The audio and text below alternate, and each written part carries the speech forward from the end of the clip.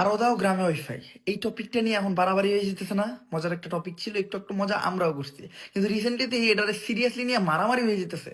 দেখেন ভাই, এই যে গ্রামে ওয়াইফাই যে করেন, গ্রামে যারা ওয়াইফাই চালায় তারা কি মাগনা চালায় নাকি বিল আপনি যেয়ে দিয়ে আসেন?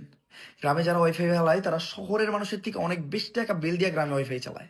আর ওয়াইফাই কি বাটন মোবাইলে চলে? তো যারা ওয়াইফাই চালায় তারা খুব ভালো স্মার্টফোন ক্যারি করে। এমনকি গ্রামের মানুষের স্মার্টফোনগুলো যদি দেখেন, 25,000 30,000 টাকা এক একটা স্মার্টফোনের দাম। অনেকের কাছে আইফোনও আছে, অনেকের কাছে কি বেশিরভাগ মানুষের কাছে আইফোনও আছে। আর এই যে ওয়াইফাই যে করেন, গ্রামের মানুষের কাছে কি সিম নাই? আর সিমের নেট কি পায় না? গ্রামের প্রত্যেকটা মানুষের মোবাইলের ডাটা ভরা থাকে। আমি যখন গ্রামে যাই তাদের থেকে হটস্পট নিয়ে তারপরে নেট চালাই। আর গ্রামের নেট স্পিডও এখন আলহামদুলিল্লাহ অনেক ভালো।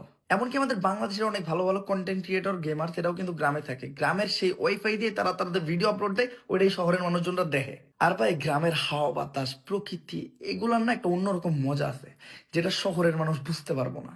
তো শহরে আমরা আমাদের কাজের জন্য থাকি, বাট সবাই কিন্তু আমরা গ্রামটাই ভালোবাসি। তো গ্রামে ট্রোল করার কিছু নাই।